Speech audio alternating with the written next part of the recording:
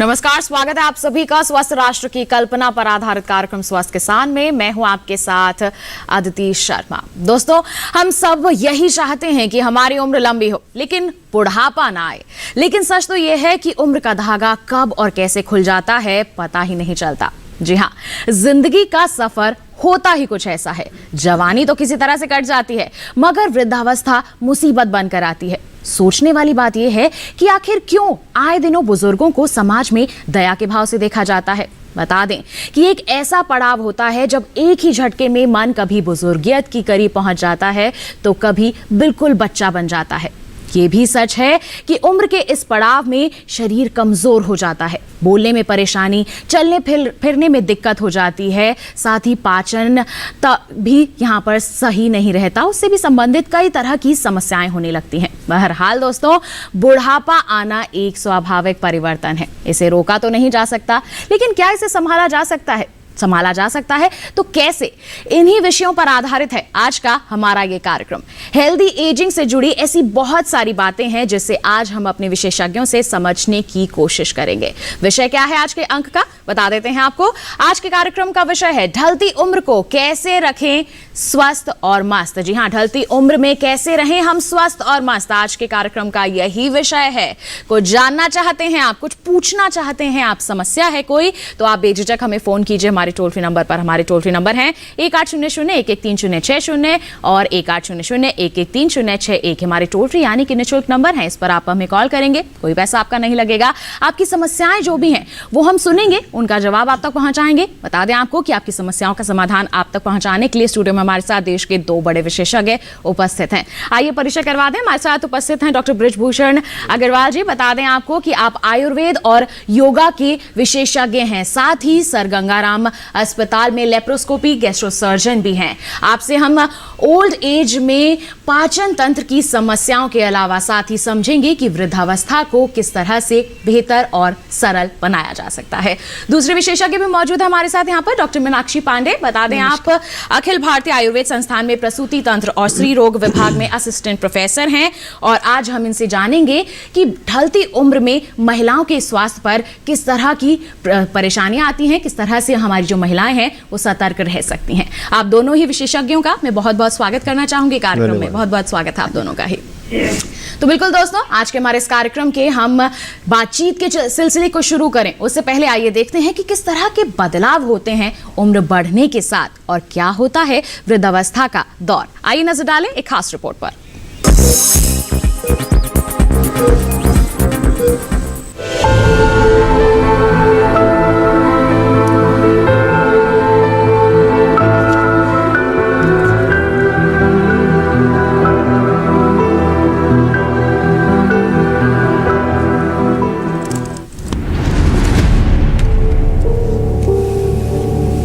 की रेलमपेल में उम्र का धागा कब और कैसे खुलता जाता है पता ही नहीं चलता। एक नवजात शिशु कब अपनी शैशव अवस्था छोड़कर युवावस्था में पहुंचता है पता ही नहीं चलता, और पता ही नहीं चलता कब हमारा ही चेहरा हमसे ही चुगली करने लगता है और आईना भी कुछ कुछ बताने लगता है। जी हाँ, उम्र का बढ़ना तो शाश्वत सत्य है, लेकिन कुछ लोग ऐसे भी हैं जो 40 और 50 की उम्र में ही सोचने लगते हैं कि उन्हें जो जीना था जी लिया, अब बची खुची जिंदगी किसी तरह कट ही जाएगी। बता दे कि यह अधूरा सच है। पूरा सच जानना चाहते हैं तो जरा दम भर रोकिए और झांक कर देखिए अपनी जीवन शैली को। कहीं आपके जोड़ों में दर्द, मोतियाबिंद, मधुमेह, हृदय और मस्तिष्क से संबंधित बीमारियां आपकी ही गलत जीवन शैली का हिस्सा तो नहीं है। गौरतलब है कि उम्र के हर पड़ाव पर जिंदगी करवटें बदलती रहती है, हमारे रूप रंग में भी बदलाव आता रहता है और इसके साथ ही शुरू हो जाता है बुढ़ापे का दौर। लेकिन आप चाहें तो बढ़ती उम्र को एक खूबसूरत एहसास बना सकते हैं। बता दें कि 50 के बाद हमारे शरीर के हार्मोन्स बदलने लगते हैं, शरीर की मेटाबॉलिक गतिविधि की धीमी पड़ते ही पाचन शक्ति कमजोर हो जाती है। इस अवस्था में हृदय की दीवारें मोटी होने लगती है, हार्ट रेट कम हो जाता है और फिर जरा सी बात पर दुखी हो जाना, चिड़चिड़ापन और भूलने की समस्या के बढ़ जाने पर डिमेंशिया जैसी समस्या भी हो सकती है। और फिर उम्र का वो पड़ाव भी आ ही जाता है जब कपाती हाथें ढूंढ नहीं पाती समय के इशारों को, मोटे शीशे भी नहीं पहचान पाते अक्षरों को, अखबार बिना खोले पड़ा रहता है, टीवी चलती रहती है और वो सो जाते हैं। बस यही तो है वृद्धावस्था। हालांकि यह शारीरिक परिवर्तनों की वजह से होने वाली एक प्राकृतिक प्रक्रिया है, इसे टाला तो नहीं जा सकता, लेकिन संभाला जरूर जा सकता है। और संभालने का बेहतर तरीका है वास्तविक आयु से कम दिखने के लिए खान पान पर ध्यान देना, बढ़ती उम्र में प्रोटीन युक्त भोजन लेना जो हमें दाल, टोंड, दूध, अंडे से प्राप्त हो सकता है। स्वस्थ रहने के लिए किसी न किसी काम के साथ निरंतर जुटे रहना, नियमित योग और व्यायाम को कभी नहीं भूलना। जी हाँ, एक बात और, यदि आपके चेहरे पर तनाव और उम्र के निशान दिखने लगे तो कृपया शर्माइए नहीं, जिंदा दिली और मस्ती के साथ जिंदगी के उजले पहलू को देखिए, पॉजिटिव सोच रखिए, यानी सकारात्मक विचार रखिए। एक शोध के अनुसार जो लोग अपनी उम्र के बढ़ने को सकारात्मक रूप में लेते हैं उनकी आयु 7.5 साल बढ़ जाती है। जी हाँ, लेकिन जो कहते हैं कि उनको सताता है बुढ़ापा, उनके जीने के अंदाज बदल जाते हैं, मिजाज बदल जाते हैं। और जो हंसते हुए बिताते हैं बुढ़ापा, मैं समझता हूँ कि उसी शख्स के चेहरे को सुहाता है बुढ़ापा। राजेश मिश्र, दूरदर्शन किसान।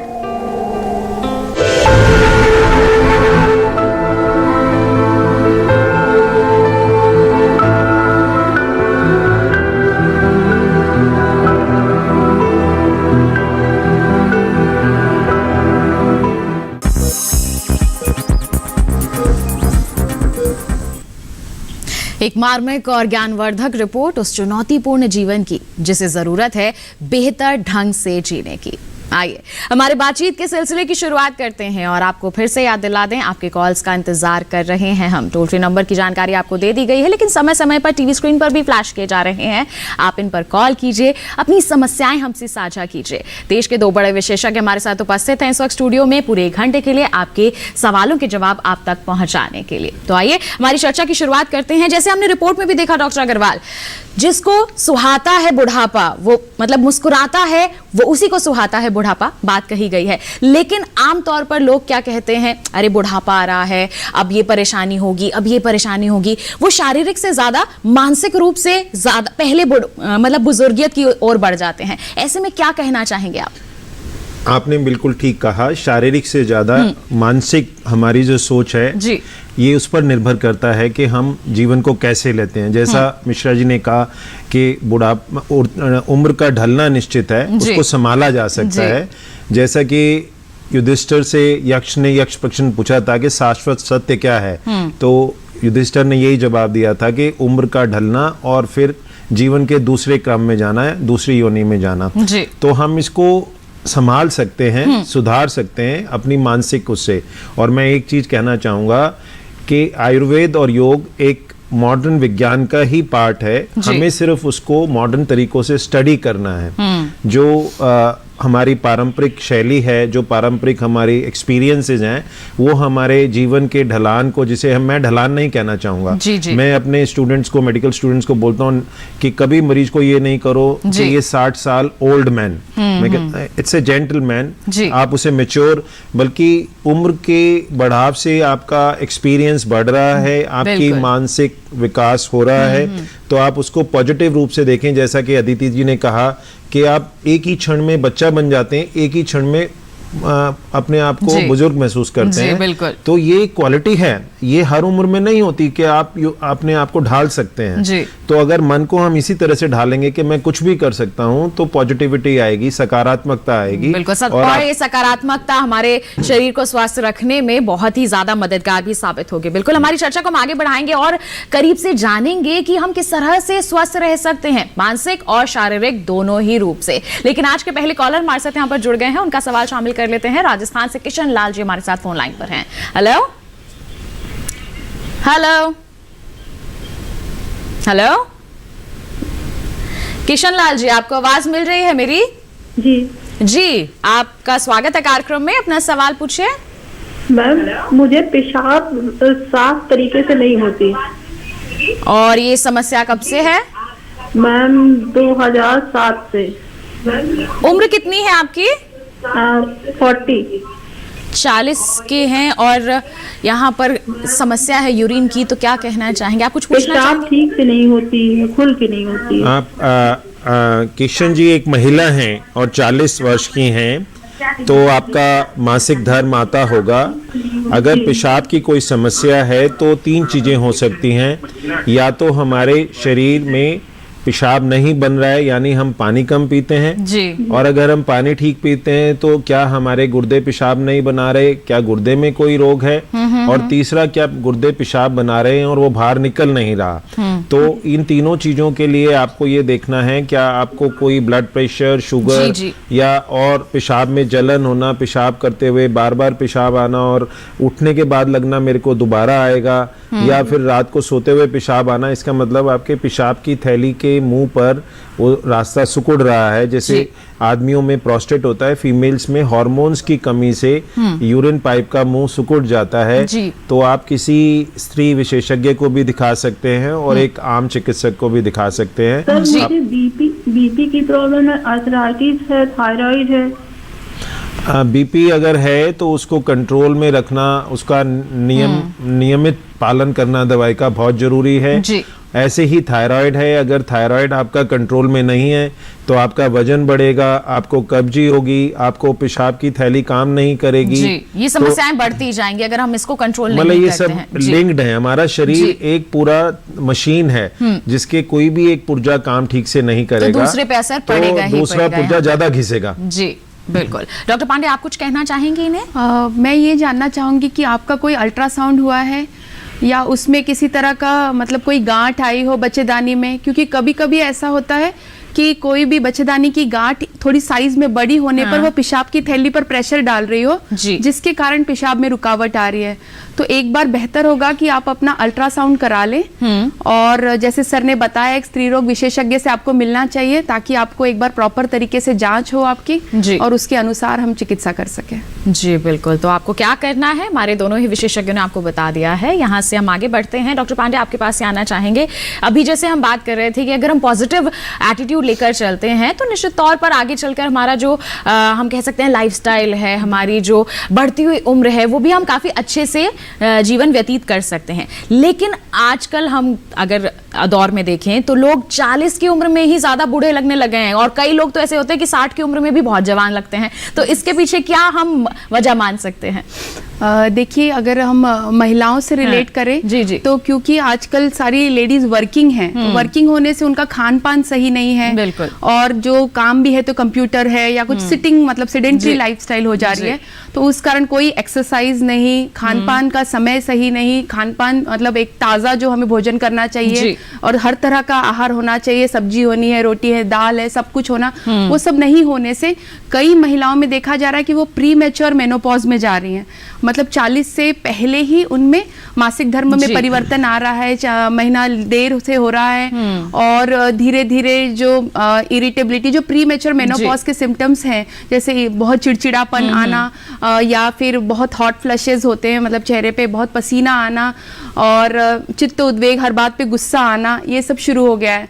तो अगर हमें प्री मैच्योर मेनोपॉज नहीं चाहिए और एक समय से मतलब जैसे सर ने बताया कि एक प्राकृत चेंज है ये, मतलब हर महिला या हर पुरुष एक समय के बाद वृद्धावस्था में जाते हैं। जैसे स्त्रियों के लिए 50 वर्ष कहा गया है, तो वो प्राकृत तब होगा जब आपके आहार विहार में उस तरह के खान पान में चेंजेस होंगे, उस तरह का योग, प्राणायाम और जैसे जो हमारी स्ट्रेस की लाइफस्टाइल है उससे थोड़ा हमें हटकर मेडिटेशन करना, स्ट्रेस से अपने आप को दूर करना। तो ये जो प्राकृत वृद्धावस्था है उससे आपको कोई परेशानी नहीं होगी।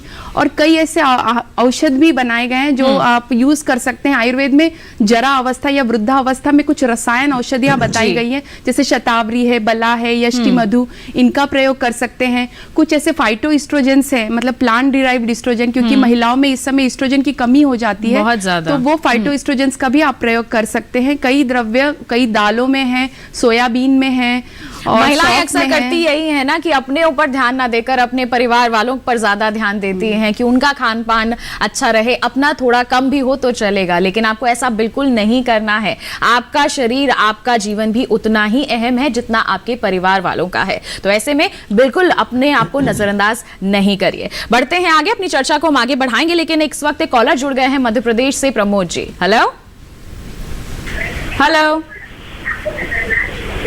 हेलो हेलो जी, नमस्कार, स्वागत आपका कार्यक्रम में। पूछिए अपना सवाल। नमस्कार। जी, पूछिए अपना सवाल। हाँ जी, क्या पूछना चाहते हेलो। हैं प्रमोद जी? आप टीवी पे ध्यान मत दीजिए, सीधा मुझसे बात कीजिए।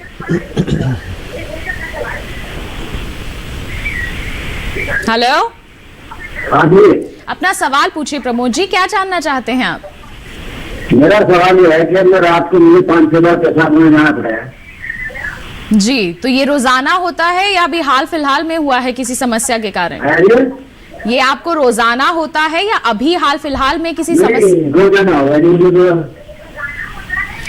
तो क्या कहना चाहेंगे डॉक्टर अग्रवाल, क्या डायबिटीज की वजह से भी हो सकता है या फिर कोई और कारण?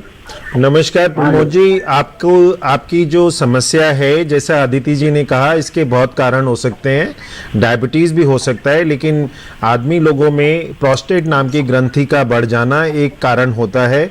और जैसा डॉक्टर पांडे ने कहा और जैसा हम देखते हैं, अगर हम 1000 साल पहले देखें तो हमारे बुजुर्ग जो हैं 100 साल से भी ज़्यादा जीवित रहते थे। 1947 में इंडिया में औसतन जीवन समय जो था वो 40 साल से कम था और आज वो 70 साल के आसपास है। तो मैं इस बात से सहमत नहीं हूं कि हम ज़्यादा बूढ़े हो रहे हैं, बल्कि हमें ये सकारात्मक रहना है कि अगर हमारे पीछे को आगे कोई खड़ा है तो पीछे भी कोई खड़ा है, तो पॉजिटिव रहे। और प्रोस्टेट ग्रंथि का पहले जमाने में ऑपरेशन एक अवश्य माना जाता था, लेकिन अगर आप योगा और आयुर्वेद के विज्ञान और ज्ञान से चलेंगे, जैसे समय से खाना खाना, सुबह सूर्योदय के समय खाना खाएं और शाम को सूर्यास्त के समय खाना खा लें, और सोने से करीब 2-3 घंटा पहले कुछ ना खाएं ना पिएं, तो आपका जो शरीर में पेशाब बनना है, गुर्दे ने फिल्टर करना है, छन्नी की तरह का गंदगी को छानना है और पेशाब बना के बाहर निकालना है, वो सारा काम आपका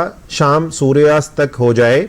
उसके बाद सोने से पहले 2-3 घंटे में जितना पेशाब बने वो आप कर लें, तो आप रात को इस समस्या से थोड़ा सा आपका निवारण हो सकता है। लेकिन हाँ, जरूरी है कि आप एक विषय किसी भी सामान्य चिकित्सक को दिखा के अपना ब्लड प्रेशर, अपना ब्लड शुगर और कि आपकी प्रोस्टेट ग्रंथि बढ़ तो नहीं रही, ये चेक करा लें। और कभी भी ग्रंथि प्रोस्टेट बढ़ने से ये ना सोचें कि ऑपरेशन ही होगा, जैसा 20-25 साल पहले होता था। आप जीवन शैली के परिवर्तन से शाम को भोजन जल्दी करें, सोने से 3 घंटा पहले कुछ ना पिएं, तो आप इससे थोड़ा ठीक रह सकते हैं। जी बिल्कुल, तो थोड़ा सा बदलाव यहाँ पर आपकी सेहत को बिल्कुल अच्छा बना सकता है। आइए बढ़ते हैं आगे, अब थोड़ी सी बात यहाँ पर पाचन तंत्र की कर लेते हैं, हमारे डाइजेस्टिव सिस्टम की कर लेते हैं। तो डॉक्टर अग्रवाल, आज के समय की बात करें तो हर उम्र में 3 में से 1 व्यक्ति ऐसा मिलेगा ही जिसको डाइजेशन की यहाँ पर प्रॉब्लम हो, और ये समस्या सबसे ज्यादा हम बुजुर्गों में देखते हैं। तो इस पर आप क्या कहना चाहेंगे? ये बहुत अच्छा प्रश्न है। हमारे पुराना पारंपरिक ज्ञान कहता है कि सारी बीमारियों की जड़ पेट है जी। पश्चिमी सभ्यता में हिपोक्रेटिस ने भी कहा कि डेथ लाइज इन इंटेस्टाइन, या मृत्यु का कारण जो है अंतड़ियों में है जी। तो हम अपनी पारंपरिक ज्ञान को हमेशा नीचा देखते और सोचते आए हैं जी। आपको जानकर आश्चर्य होगा कि पिछले 20 साल में 3 नोबेल प्राइज मिले हैं। मैं बताता हूं। पहला मिला कि नाइट्रिक ऑक्साइड नाम का एक केमिकल है जो नाइट्रोजन से बनता है जी। वो अगर हमारे शरीर में पर्याप्त मात्रा में है तो हमारी हृदय गति, हृदय की ताकत और हमारे पेशाब और मोशन पखाना करने के सिस्टम और हाजमा सब तंदुरुस्त रह सकता है जी। दूसरा नोबेल प्राइज मिला रिसेंटली 2016 या 17 में कि सर्केडियन रिदम, मतलब सर्केडियन रिदम कहते हैं सूर्य के साथ उठना और सूर्य के साथ ढलना।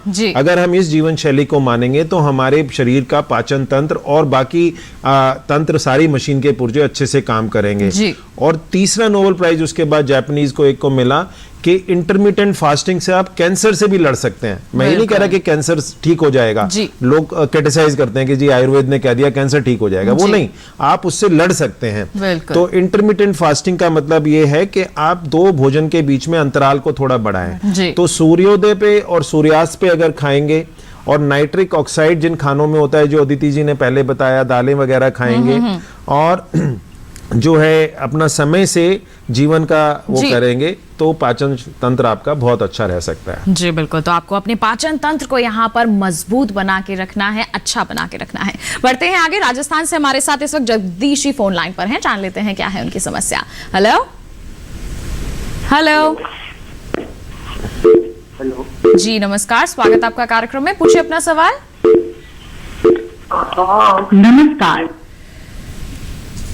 लगता है किसी तकनीकी समस्या के चलते इनका फोन कट गया है। कोई बात नहीं जगदीश जी, आप दोबारा से यहाँ पर कॉल कीजिए। जैसे ही आपका कॉल कनेक्ट होगा हम आपका सवाल सुनेंगे और उसका जवाब आप तक जरूर पहुंचाएंगे। बढ़ते हैं आगे, हम आगे बढ़ते हैं और यहाँ पर मैं बात करना चाहूंगी डॉक्टर पांडे से। डॉक्टर पांडे, जैसे अभी हम थोड़ी देर पहले बात ही कर रहे थे हमारी महिलाओं की, महिलाएं अक्सर नजरअंदाज करती हैं कोई भी समस्या हो, तब पता चलता है जब लास्ट स्टेज पहुंच जाता है, चाहे वो बात हमारी ब्रेस्ट कैंसर की हो, कोई भी बीमारी की हो, जब समस्या काफी बढ़ जाती है ना, तब वो घर वालों का से भी जिक्र करती हैं यहाँ पर कि अब हो रहा है दिक्कत, अब डॉक्टर को दिखाइए। ऐसे में हमारी महिलाओं को क्या कहना चाहेंगे आप? देखिए अदिति जी, आप एकदम सही बता रहे हैं कि महिलाएं ज्यादातर परिवार को अपने देखती हैं और अपने आप को दुर्लक्ष्य करती हैं, तो ये हमें नहीं करना है। दूसरी चीज, हर बार ऐसा होता है कि महिलाएं क्योंकि अपने स्वास्थ्य को दुर्लक्ष्य करती हैं, वो हमेशा किसी भी बीमारी के लेट स्टेज में डॉक्टर के पास पहुंच पाती हैं। तो कुछ ऐसे मतलब हम अपना जीवन शैली एक तो सही कर रखना हमें जरूरी है। अगर हम स्वस्थ रहेंगे, अगर महिला खुद स्वस्थ रहेगी तो वो अपने बच्चों को स्वस्थ रख सकती है, पूरे परिवार को स्वस्थ रख सकती है। तो हमें इस महिलाओं को इसलिए अपने आप को अच्छा रखना है क्योंकि वो घर का, आगे के लोगों का मतलब अच्छे से पोषण करा सके। दूसरी चीज, कई बार होता है कि महिलाएं जैसे शुरुआत से ही, एडोलेसेंट टाइम से ही फीमेल्स अपने आप को अच्छे से केयर ना करने से बाद में जो उनको बच्चे होते हैं वो भी कमजोर पैदा होते हैं और उनका भी जो डिलीवरी वगैरह का समय होता है वो थोड़ा मतलब डिफिकल्टी वाला रहता है। तो उसके कारण भी आगे जाकर उन्हें जो रजोनिवृत्ति के काल में भी, यानी वृद्धावस्था में जब मेनोपॉज में जाती हैं, तो वो भी फेज उनका डिफिकल्ट हो जाता है। तो शुरुआत उनकी मतलब शुरुआत से ही उन्होंने गलतियां की है, इसलिए ये भोगना पड़ता है उन्हें। तो एक चीज का हमेशा ध्यान रखेंगे, अपने स्वास्थ्य को पहले ध्यान देना है। और जैसे कोई छोटी बीमारी है, जैसे छाती में एक छोटी सी भी गांठ लग रही है, तो उसको चेक करने का सेल्फ ब्रेस्ट एग्जामिनेशन आप कर सकते हो। तो उसका एक तरीका है, आप उसको फॉलो कर सकते हो, टीवी में देख सकते हो, यूट्यूब में देख सकते हो, और उसको फॉलो करके अगर छोटी सी गांठ है तो समय से बताना। या कोई भी तकलीफ है, जैसे महीना मासिक धर्म में ऐसा होता है, कई महिलाएं 2-2 महीना मासिक धर्म चल रहा है, लेकिन जब तक वो एकदम हीमोग्लोबिन फॉल ना कर जाए, एकदम सीवियर एनीमिया ना हो जाए, तब तक हमें दिखाने नहीं आती हैं। जब आती हैं तो 3 या 4 हीमोग्लोबिन होता है। तो वो सब चीज हमें नहीं करना है। हमारा स्वास्थ्य सही रहेगा, महिला का अगर स्वास्थ्य सही रहेगा तो पूरे घर का स्वास्थ्य सही रहेगा। ये बात हमें हमेशा ध्यान रखनी है। बिल्कुल, तो यहाँ पर आपको देखिए बिल्कुल सतर्क रहना है। डॉक्टर अग्रवाल, आप इसमें कुछ जोड़ना चाहेंगे? धन्यवाद। हमें, क्योंकि ये आयुर्वेद और योग पे कार्यक्रम है जो हमारी भारतीय संस्कृति का मूलाधार है जी। हमारी संस्कृति इकलौती ऐसी संस्कृति है जिसमें नारी को भी ईश्वर के बराबर स्थान दिया गया। किसी और संस्कृति में नारी को ईश्वर के बराबर नहीं रखा गया। इंग्लिश में कहें तो ours is the only civilisation where female has been considered part of divine. जैसा डॉक्टर पांडे ने कहा, अगर हम नारी अपना ख्याल रखेगी तो पूरे परिवार स्वस्थ रहेंगे। तीसरा इन्होंने कहा कि हमारी आयरन की कमी हो जाती है, तो इसका मूल कारण क्या रहा? सभ्यता का परिवर्तन। हमने एल्युमिनियम के बर्तन, नॉन स्टिक बर्तन ये इस्तेमाल करना शुरू कर दिए। अगर हम लोहे के बर्तन में लोहे के करछे से खाना बनाएंगे तो पहले 10 बच्चे के बाद भी औरत को हीमोग्लोबिन कम नहीं होता था। तो हमें एल्युमिनियम के बर्तन और नॉन स्टिक बर्तन तो कार्सिनोजेनिक है, उनसे कैंसर होता है, उनका इस्तेमाल बिल्कुल नहीं करना है। तो आयरन की कमी नहीं होगी। और दूसरा, हमें भोजन को स्टोर करके नहीं खाना है कि फ्रिज में रख दिया, क्योंकि जैसे वो नाइट्रिक ऑक्साइड की बात थी, हमारे शरीर में 2 तरह के कीटाणु होते हैं, अच्छे कीटाणु और बुरे कीटाणु। बुरे कीटाणु बीमारी करते हैं। अच्छे कीटाणु जो प्रोबायोटिक होते हैं वो हमारे ताजा बने हुए दही में या फर्मेंटेड प्रोडक्ट्स में, जैसे साफ सुथरा अचार है, अगर हमारे पेट में ताजा कीटाणु होंगे जिन्हें प्रोबायोटिक कहते हैं, फाइबर होगा, इसबगोल जैसे है, और हम ताजा दही रोज सुबह खाली पेट खा लेंगे, तो हम बहुत, मैं परसेंटेज नहीं देना चाहूंगा क्योंकि लोग क्रिटिसाइज करते हैं, ऑलमोस्ट 80% बीमारियों से आपकी प्रतिरोधक शक्ति बढ़ जाएगी। प्रोबायोटिक्स का होना शरीर में, लोहे के बर्तन में खाना पकाना, रखा हुआ खाना ना खाना और साफ सुथरा हाथ धो के खाना खाना, आप बहुत सारी बीमारियों से बचे रहेंगे। ये छोटी छोटी बातें हैं जिनको अगर हम ध्यान में रखते हैं तो निश्चित तौर पर हमारा जो स्वास्थ्य है वो बेहतर बनाए रखने में हम आगे कदम बढ़ा सकते हैं। हम बढ़ते हैं आगे। मध्य प्रदेश से रघुवीर जी फोन लाइन पर जुड़ गए हैं, उनकी समस्या जान लेते हैं। हेलो हेलो हेलो हेलो, रघुवीर जी आपको आवाज मिल रही है? हेलो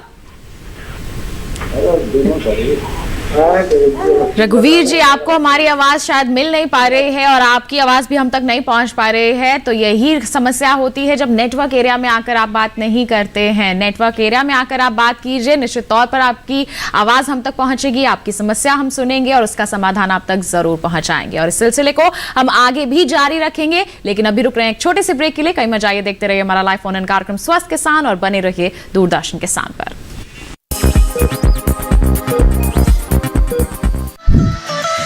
खुशहाल होंगे खेत, पशु रहेंगे स्वस्थ, सरकारी स्कीम का होगा लाभ, जब एक्सपर्ट्स का मिलेगा साथ, आपके सवाल विशेषज्ञों के जवाब, सिर्फ एक फोन कॉल की दूरी पर। देखिए किसानों का अपना प्रोग्राम हेलो किसान, सोमवार से शुक्रवार शाम 6 बजे से सिर्फ दूरदर्शन किसान पर।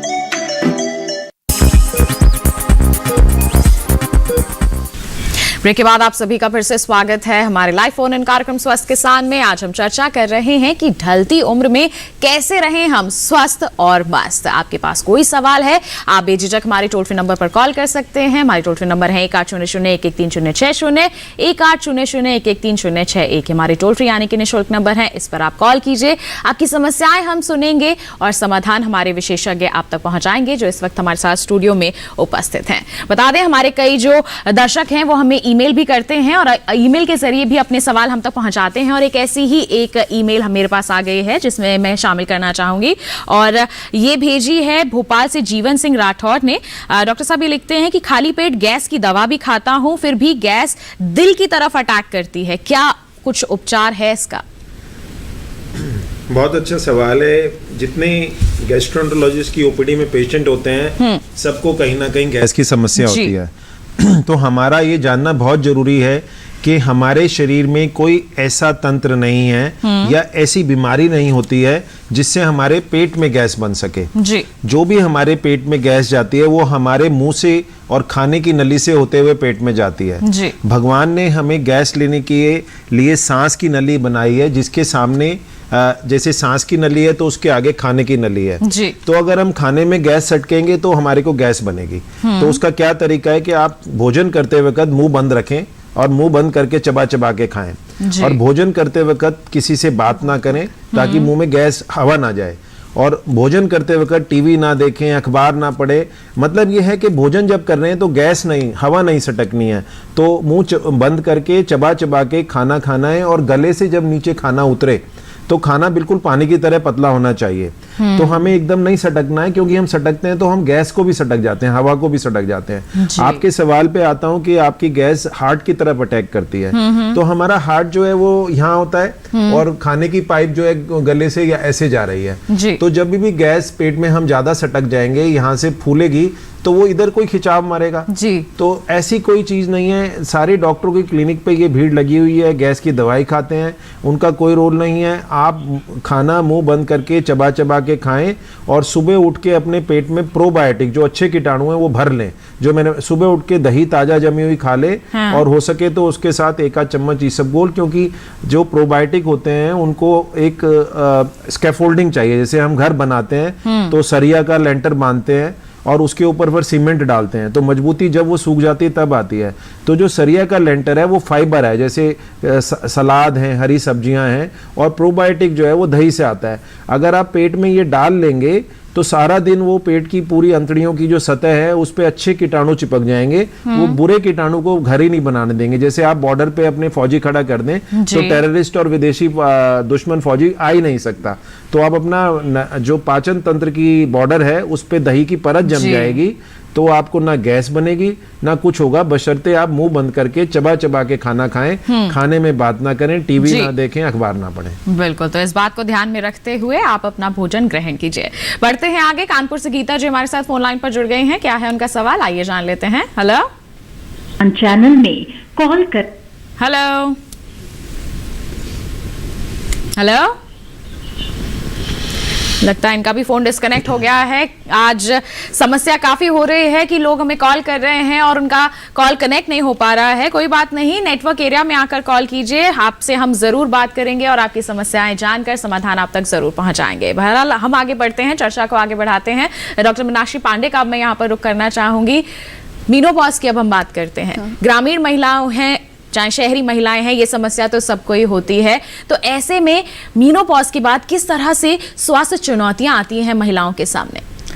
मेनोपॉज देखिए, ऐसे तो ये एक स्वाभाविक परिवर्तन है शरीर में, लेकिन अगर हमने इस दौरान मतलब उसको प्रॉपर तरीके से हैंडल नहीं किया, जैसे उस समय जैसा आहार चाहिए, जब भी हम वृद्धावस्था में जाते हैं तो आयुर्वेद में बताया गया है जैसे कि इसको एक सामान्य परिवर्तन आप मानिए, पर इसमें ये बात ध्यान रखना है कि इस समय ये जो काल है वो वात दोष का काल है। तो जब भी शरीर में वायु दोष का प्राबल्य रहता है तो वात का कार्य जो होता है वो क्या है कि वो रुक्ष होता है, लघु होता है, थोड़ा खर होता है। तो बॉडी में वैसे चेंजेस आने लगते हैं, जैसे बहुत ड्राइनेस आ जाएगी स्किन में। और जो जननांग है स्त्रियों में, जैसे आप कह रहे हैं, उन्हें बहुत सारी परेशानियां होती है, मानसिक भी, शारीरिक भी और जननांग में भी। जैसे कि जननांग में बच्चेदानी जो उनकी है या गर्भाशय जिसे कहते हैं या योनि मुख है, वो सारे संकुचित हो जाते हैं। जो ड्राइनेस आ जाती है योनि में, उसके कारण वेजिनाइटिस के लिए वो प्रोन हो जाते हैं। और जो मानसिक परिवर्तन है, जैसे बहुत चिड़चिड़ापन आना और नींद ना आना, घबराहट सी होना, बेचैनी रहना और नाइट अवेकनिंग होती है, जैसे बीच रात में अचानक घबराहट से उठते हैं, पसीना पसीना हो जाते हैं, तो ये सारे चेंजेस उनमें होते हैं। शारीरिक बदलाव, जैसे कि हड्डियों में थोड़ा सुशीरता आ जाती है, खालीपन सा होता है, एस्ट्रोजन की कमी से ये हो रहा है, तो उस कारण उनकी हड्डियां कमजोर हो जाती है, जोड़ों में दर्द होने लगता है। तो इसको बहुत अच्छे तरीके से, क्योंकि हमें पता है कि इस समय वात दोष का आधिक्य है, तो वात के लिए हमें थोड़ा, जैसे वो जितना ड्राई है उसकी चिकित्सा में थोड़ी स्नेह से करनी है। तो जैसे कि शरीर का थोड़ा हम हर समय तेल से स्नेहन करके रखें। तिल तेल आसानी से मिल जाता है, कोई और बाहर से दवा नहीं लेने की जरूरत पड़ेगी। तिल तेल हल्का गुनगुना करके पूरे शरीर में एक तरह से मालिश की तरह करना जरूरी है उस समय। और थोड़ा वायु से ज्यादा संपर्क में नहीं आना, क्योंकि हमें पता है कि शरीर में पहले से वात दोष बढ़ा है, तो डायरेक्ट फैन के नीचे नहीं बैठना, बहुत एसी में नहीं बैठना, ये ध्यान रखना है। जैसे हमारे खान पान में कुछ चीजें हैं जो वातवर्धक होती हैं, जैसे चना है, मटर है, राजमा है, अभी मटर का सीजन है, लोग बहुत ले रहे हैं, तो वो चीजें हमें इस समय अवॉइड करनी है। या फिर अगर हमें शौक है और हम खाते हैं तो उसको कुछ मसाले हैं जैसे हींग वगैरह से उसका छौंक देके फिर उसका सेवन करें। और थोड़ा सा प्राणायाम भी इसमें जोड़ना चाहिए मेरे हिसाब से, और मेडिटेशन कर सकते हैं। योग निद्रा एक बहुत अच्छा तरीका है, जो चिंता और जो भय हो रही है इस समय उसको दूर करने के लिए एक मेडिटेशन या योग निद्रा इसमें ऐड किया जा सकता है। बिल्कुल, इसमें डॉक्टर अग्रवाल की भी राय लेंगे, लेकिन एक कॉलर है हमारे साथ यहाँ पर जुड़ गए हैं। डॉक्टर अग्रवाल, उनका सवाल समझ लेते हैं, फिर आपसे मैं लूंगी। हेलो, तो में आप अनीता जी हमारे साथ फोन लाइन पर हैं। हेलो हेलो, इनसे भी बात नहीं हो पा रही है, कोई बात नहीं, हमारी चर्चा को आगे बढ़ाते हैं। डॉक्टर अग्रवाल, क्या कहना चाहेंगे हमारी महिलाओं को आप? धन्यवाद।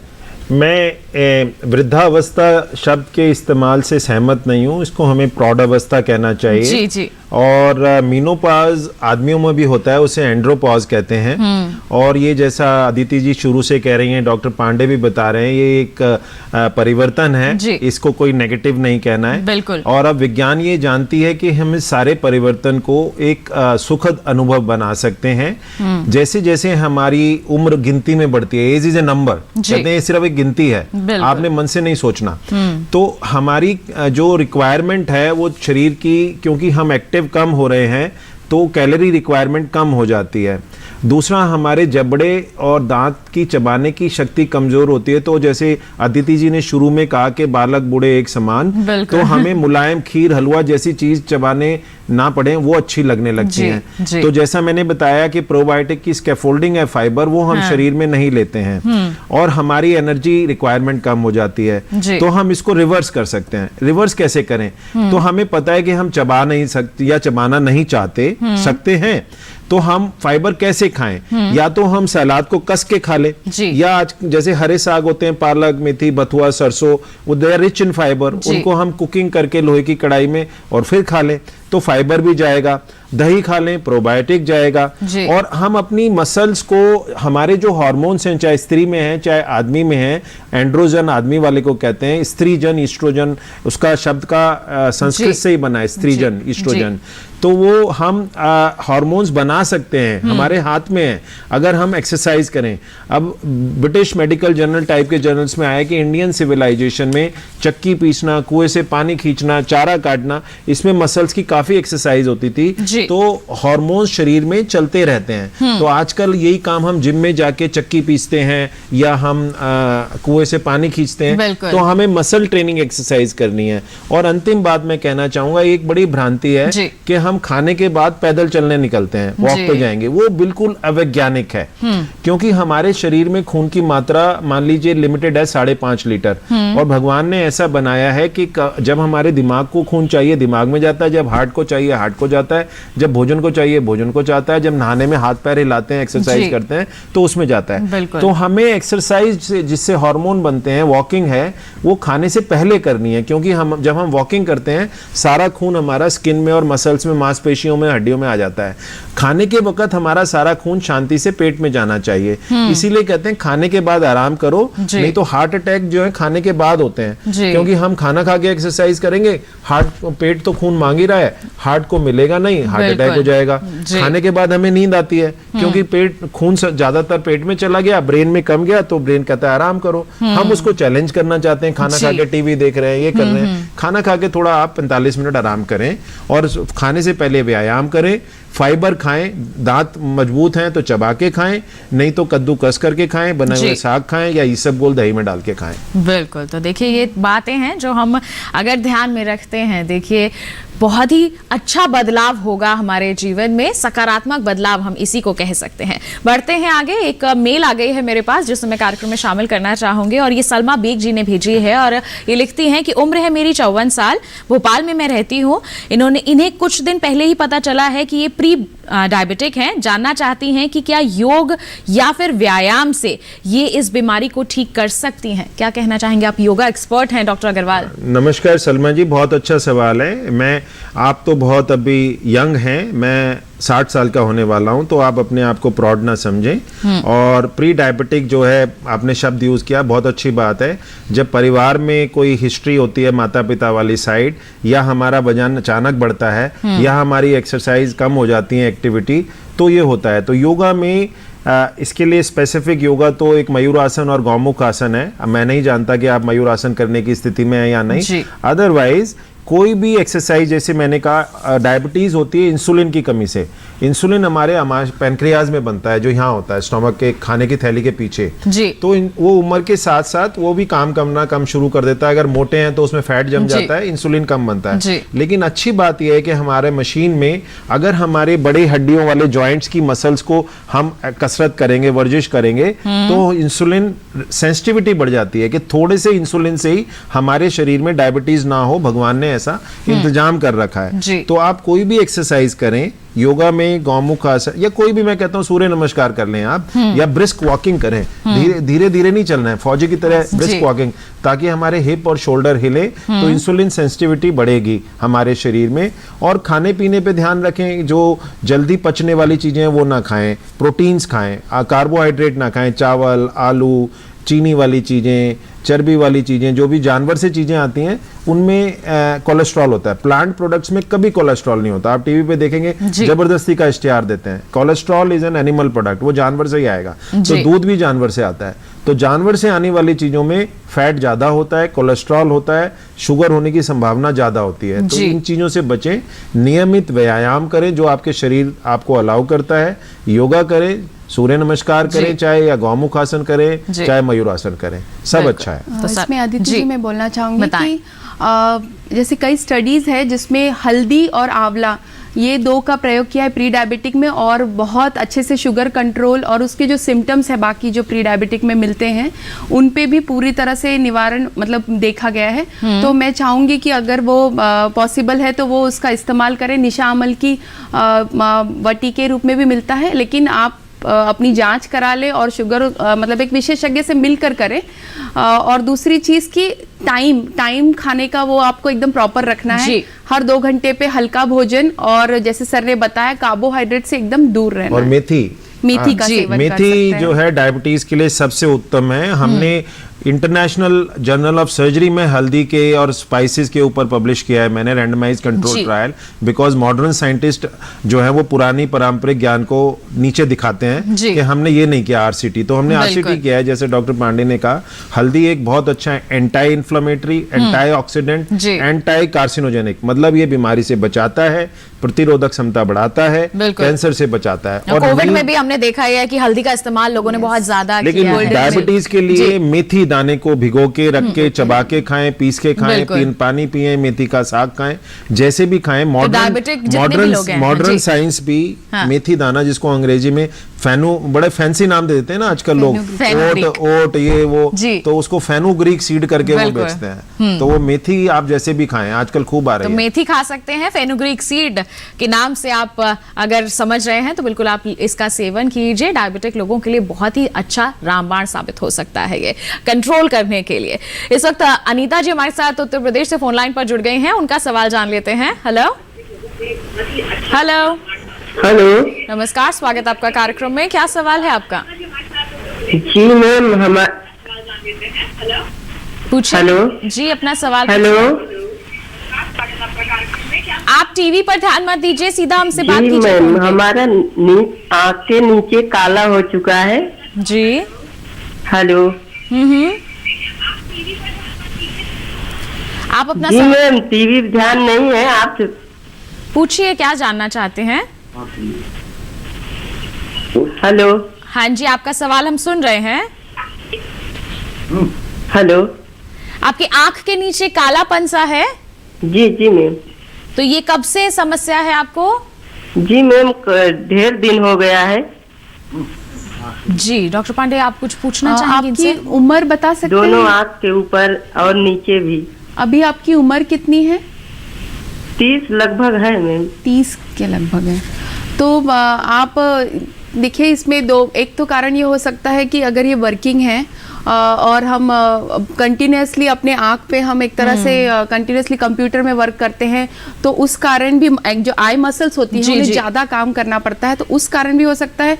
या फिर इनका ये हो सकता है कि विजन में कुछ प्रॉब्लम हो और एक बार इनको किसी ऑप्थेल्मोलॉजिस्ट से मिलके विजन टेस्ट करना चाहिए। पर ये भी एक हो सकता है कि मासिक धर्म की कोई समस्या हो इन्हें, जिसमें कभी कभी ऐसा होता है कि मासिक धर्म सही से ना हो रहा हो, और जो मतलब उन महिलाओं में भी मैंने देखा है कि आंखों में कमजोरी और ये सब परेशानियां होती हैं। तो एक चीज ये कर सकते हैं कि खान पान में सुधार करें, और जैसे कहा गया अर्ली मॉर्निंग उठना और रात में जल्दी सोना, और जो मिडनाइट मतलब आप रेस्ट करें। आंखों को ठंडक पहुंचाने के लिए गुलाब जल से आंखों को धोया जा सकता है। त्रिफला को काढ़ा बना के उसको अच्छे से छान कर, मतलब उसमें एक भी कण ना रहे, और उससे थोड़ा सा आई को वॉश किया जा सकता है। जी, बाकी आप एक बार ऑप्थेल्मोलॉजिस्ट से मिल लें, ये मेरी सलाह रहेगी। बिल्कुल। तो अनीता जी, क्या करना है आपको? हमारे विशेषज्ञ ने आपको बता दिया है, और ऐसे ही अहम जानकारियां हम आप तक पहुंचाते रहेंगे। लेकिन अभी वक्त हो चला है एक और छोटे से ब्रेक का। कहीं मत जाइए, हम जल्द ही हाजिर होंगे। बने रहिए दूरदर्शन किसान पर और देखते रहिए हमारा लाइव फोन इन कार्यक्रम स्वस्थ किसान।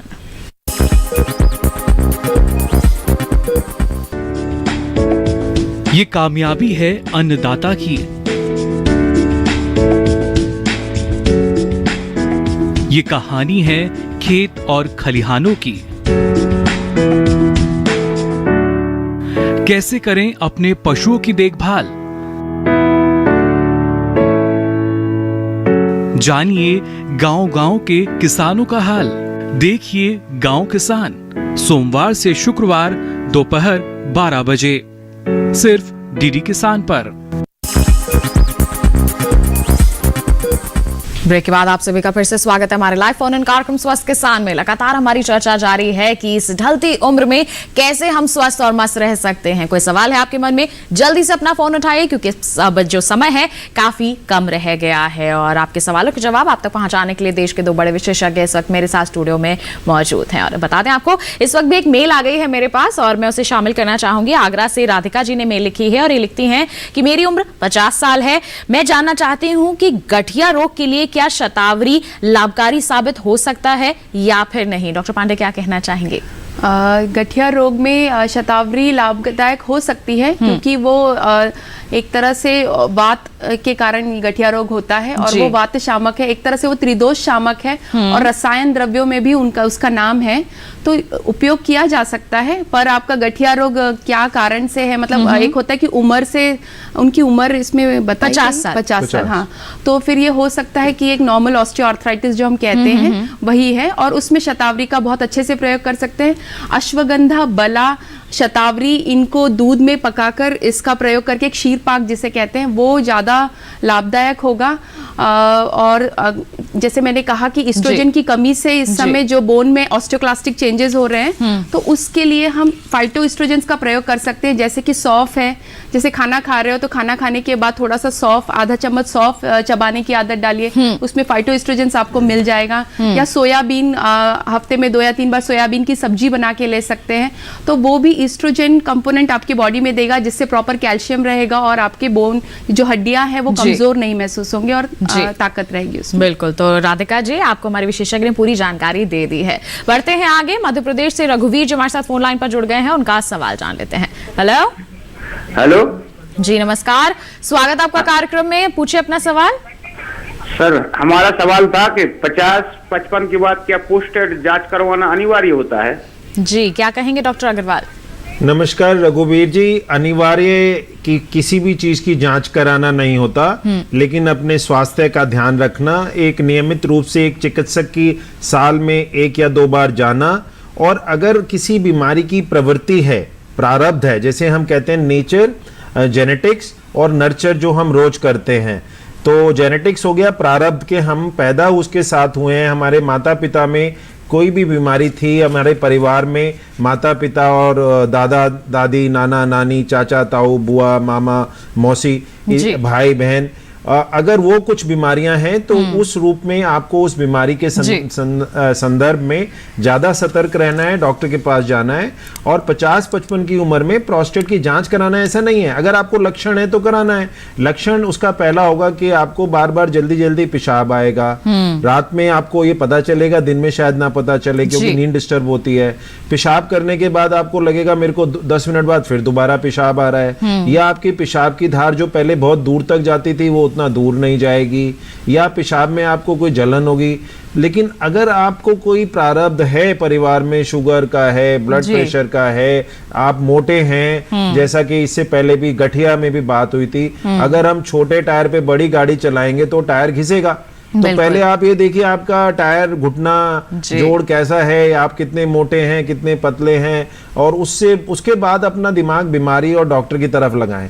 सामान्य ज्ञान और सामान्य जीवन शैली को देख के अपनी पारंपरिक विज्ञान को देखें तो आप स्वस्थ रह सकते हैं। कोई अनिवार्य नहीं होता जांच कराना जब तक कि कोई लक्षण ना हो। बिल्कुल, बढ़ते हैं आगे। एक मेल और मेरे पास आ गई है, साहिबगंज से जितेंद्र सिंह ने ये मेल भेजी है और ये लिखते हैं कि इरिटेबल बाउल सिंड्रोम की समस्या है, फैटी लीवर जांच में आया है, इसके लिए क्या इलाज हो सकता है? क्या कहेंगे डॉक्टर अग्रवाल? ये बहुत अच्छा सवाल है क्योंकि इसमें पारंपरिक ज्ञान और मॉडर्न विज्ञान दोनों का संयोग अब मॉडर्न विज्ञान भी मानती है।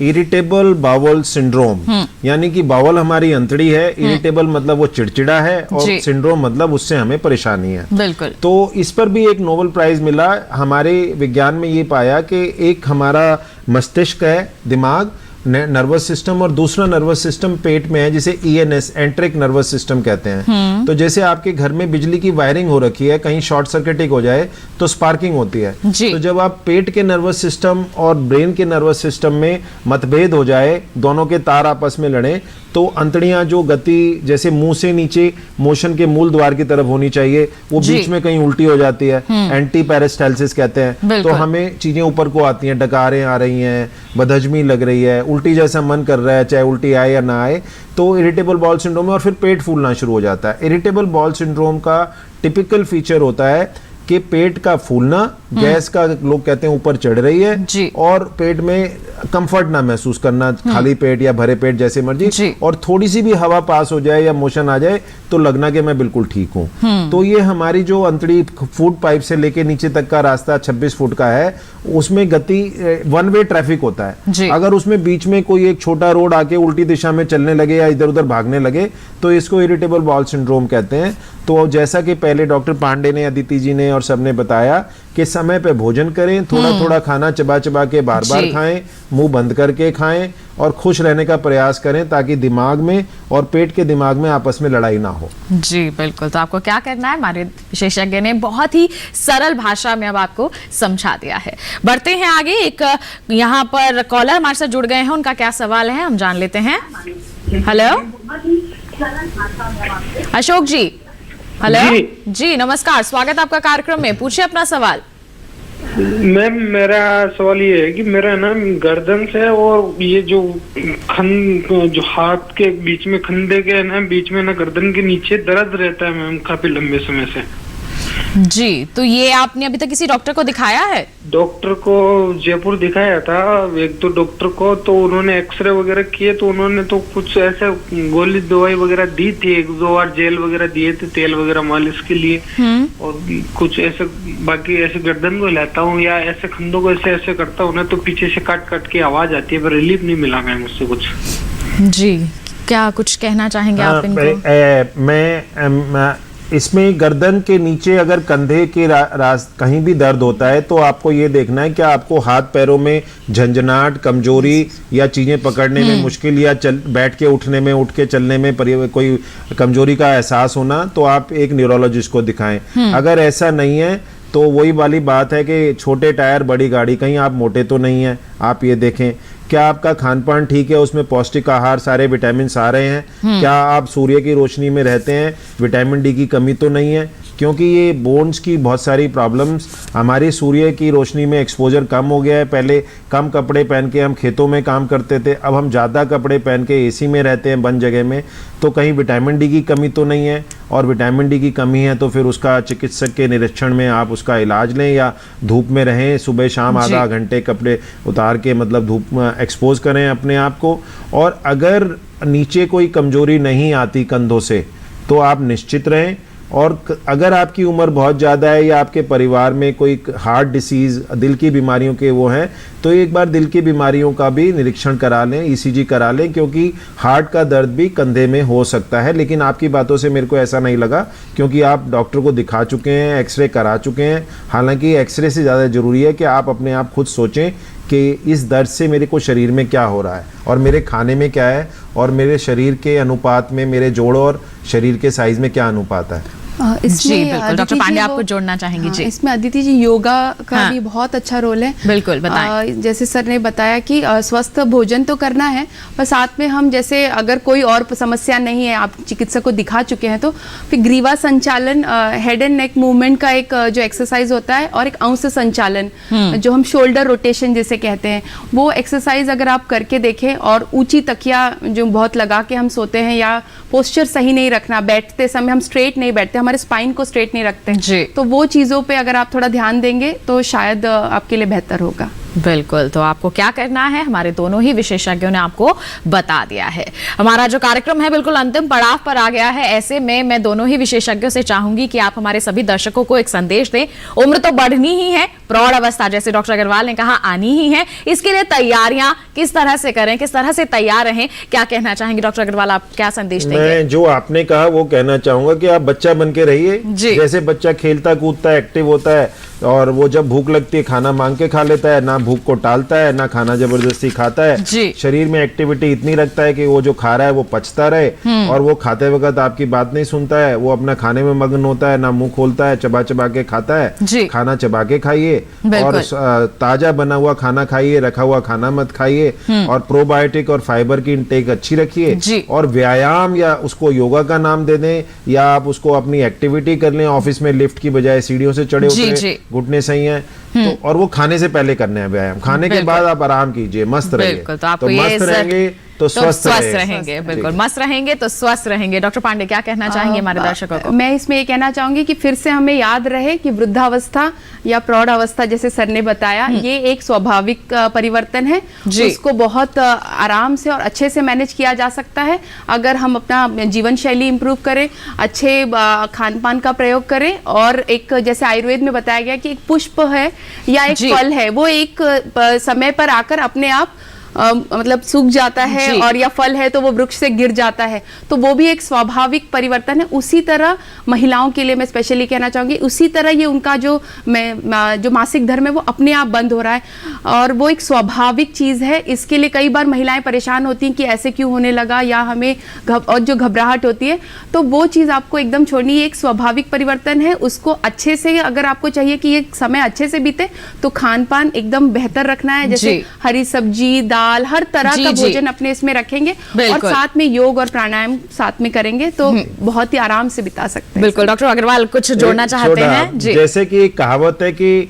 इत्र, मित्र, चित्र और चरित्र, ये अपनी छाप बिना कहे छोड़ते हैं। तो प्रौढ़ावस्था की तरफ जो चलन है, ये हमारा ध्येय है, जिसको आप एक उद्देश्य ध्येय मान के चले, उसको नेगेटिविटी ना लाएं कि हमारा ढलान है। ये मतलब अपने आप इसकी खुशबू फैलनी चाहिए। अपना एक्सपीरियंस शेयर करें यंगस्टर से, तो यंगस्टर के साथ रहेंगे तो यंग रहेंगे। बिल्कुल। तो देखिए बहुत ही अच्छी बातें यहाँ पर हमारे दोनों विशेषज्ञों ने कही हैं, और ये तो बात हो गई हमारी हेल्दी एजिंग की। यदि आप सकारात्मक रहेंगे, पॉजिटिव एटीट्यूड के साथ अपनी लाइफ को जिएंगे, चुस्त दुरुस्त रहेंगे, तो देखिएगा कि आपका जो वृद्धावस्था, प्रौढ़ अवस्था है, वो भी बिल्कुल खुशहाल रहेगी, आप स्वस्थ रहेंगे, बिल्कुल मस्त रहेंगे। बिल्कुल।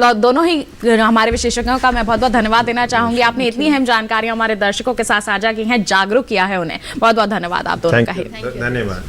तो दोस्तों ये तो बात हो गई हेल्दी एजिंग की। साथ ही आपको बता दें, आपके आभारी हैं हम। पिछले सप्ताह बहुत सारे मेल्स हमारे पास आए हैं। जैसे दिल्ली से प्रभा द्विवेदी ने पूछा है कि उन्हें घबराहट और चक्कर आने की शिकायत रहती है, क्या कर सकती हैं।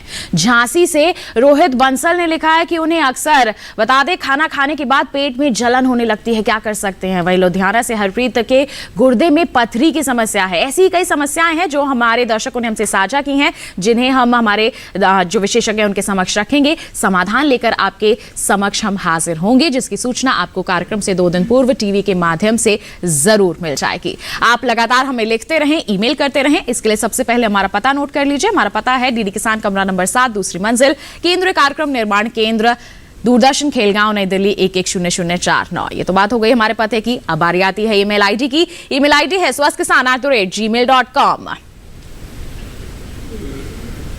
तो दोस्तों बस आज के लिए इतना ही। अगले सप्ताह मुलाकात होगी आपसे। तब तक के लिए स्वस्थ रहिए, मंगल रहिए, दूरदर्शन किसान देखते रहिए। नमस्कार।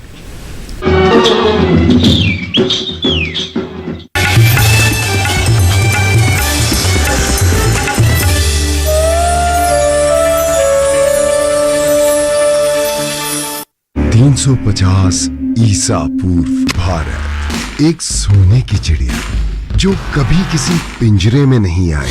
इस चिड़िया का शिकार मैं करूंगा। जो दुनिया जीत के आया था, उसे खाली हाथ लौटाया था। ऐसा कोई पिंजरा नहीं बना जो भारत को कैद कर सके।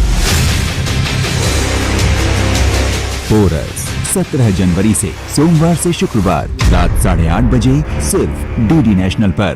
सुरभि की इतनी तारीफ हो रही थी कि पूछो मत। कौन सुरभि? ये कॉलेज लेवल का स्टेट डांस शो है, कोई बच्चों का खेल नहीं। इंटर कॉलेज स्टेट चैंपियनशिप हो रहा है डांस का, और उसमें हर तरह के डांस होंगे।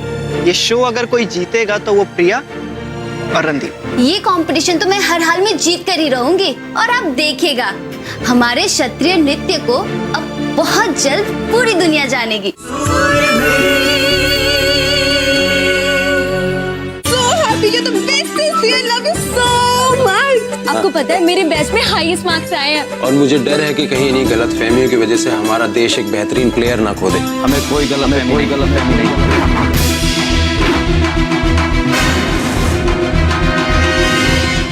और ना ही हमने इस देश के लिए बेहतरीन प्लेयर पैदा करने का ठेका लिया है।